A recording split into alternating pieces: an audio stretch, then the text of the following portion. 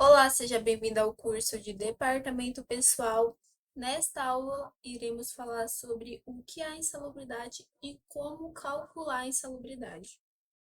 O que é a insalubridade? A insalubridade trata-se da exposição do trabalhador a alguns determinados agentes químicos, físicos ou biológicos, em circunstâncias que podem ser prejudiciais à saúde. O artigo da Consolidação das Leis do Trabalho, que é a CLT, especifica as atividades de trabalhos insalubres da seguinte forma: o artigo 184 fala: serão consideradas atividades ou operações insalubres aqueles que, por sua natureza, condições ou métodos de trabalho, exponham os empregados a agentes nocivos à saúde, acima dos limites de tolerâncias fixadas em razão da natureza e da intensidade do agente e do tempo de exposição aos seus efeitos. Aqui vamos falar o que é o adicional de insalubridade e como ele é calculado. O adicional de insalubridade é um valor que o trabalhador exposto tem direito de receber. A porcentagem do adicional é estabelecida conforme o grau de exposição de cada trabalhador. Para os trabalhadores que atuam em atividades insalubres no grau mínimo, o adicional é de 10%. Já os que atuam com grau médio, o percentual passa para 20%. E por fim, no grau máximo, o percentual chega em 40%. A definição da base de cálculo para o benefício é um pouco polêmica, visto que há distintas decisões judiciais a respeito, da quais algumas se baseiam-se no valor do salário mínimo, outros tomam como base o salário do trabalhador e algumas sobre o piso da categoria ou ainda usam como base a remuneração integral do empregado. Quais são os requisitos para o pagamento do adicional? A atividade deverá ser considerada como nociva devido aos agentes que o empregado está exposto, sendo estes agentes acima dos limites de tolerância constada pelo médico do trabalho ou pelo engenheiro de segurança do trabalho. O agente também deve ser considerado como nocivo, deverá constar na relação oficial, que é constatado através de testes e laudo pelo médico do trabalho ou engenheiro de segurança do trabalho, como eu havia dito. Aqui eu coloquei um exemplo de quem não recebe insalubridade, por exemplo, o empregado que retira lixo urbano de escritórios e residências não tem direito ao adicional de insalubridade, porque o contato com o lixo doméstico não caracteriza insalubridade. A subseção especializada em dissídios no Tribunal Superior do Trabalho conclui que o lixo produzido em condomínio residencial, independentemente do volume recolhido, é considerado doméstico e não se equipará a lixo urbano. Um outro exemplo: o empregado que realiza a limpeza de banheiros públicos ou de uso coletivo de grande circulação tem direito ao adicional de insalubridade. A atividade é considerada insalubre em razão da presença de agentes biológicos agressivos ao organismo humano nos sanitários de locais de grande circulação. Então, por esse motivo, empregados que lavam banheiros públicos têm direito a esse adicional de insalubridade. Reflexo da insalubridade nos cálculos trabalhistas, que são a gratificação natalina, que é o 13º, férias mais um terço, FGTS e o aviso prévio. Então, quando você for calcular a insalubridade, você põe o valor da insalubridade mais o valor que esse funcionário recebe, que é o FGTS. Então, você calcula a insalubridade mais o FGTS.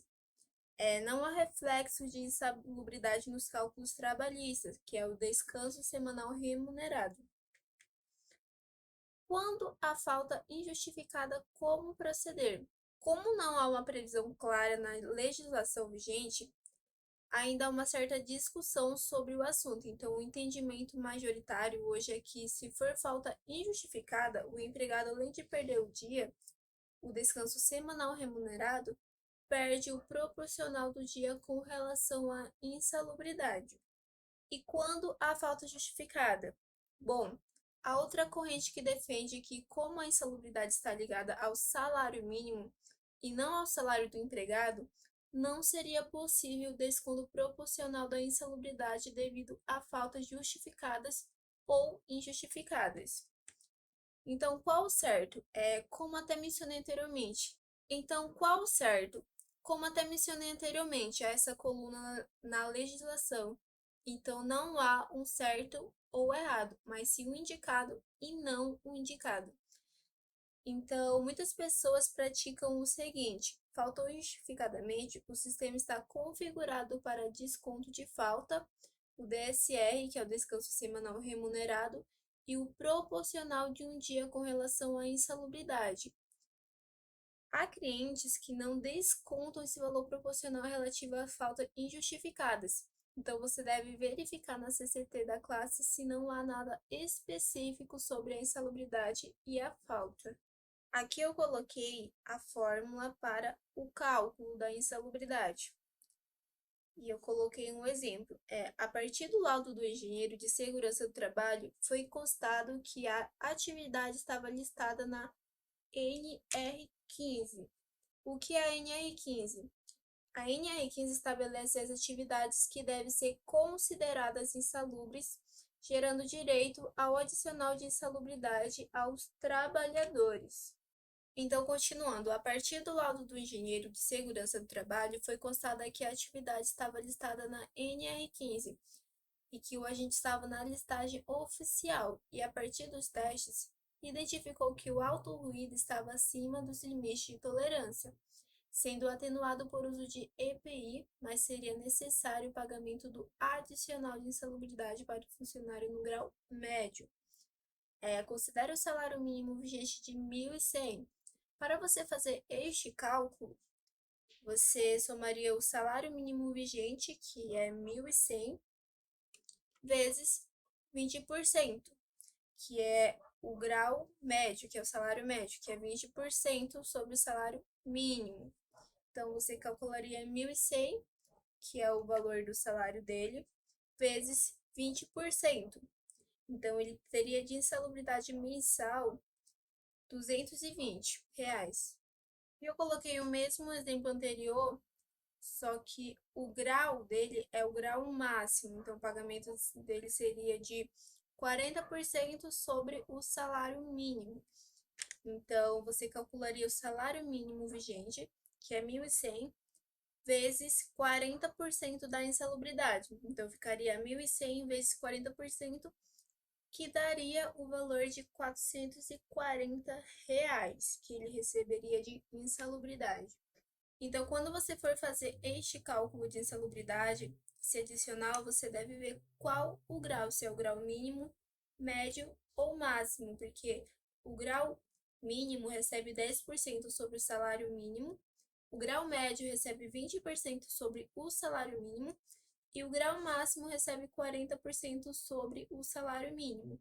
Então, independente de qual for, você irá calcular esse valor, que é o salário mínimo, vezes 40% ou 10% ou 20%, então depende muito qual o grau dele.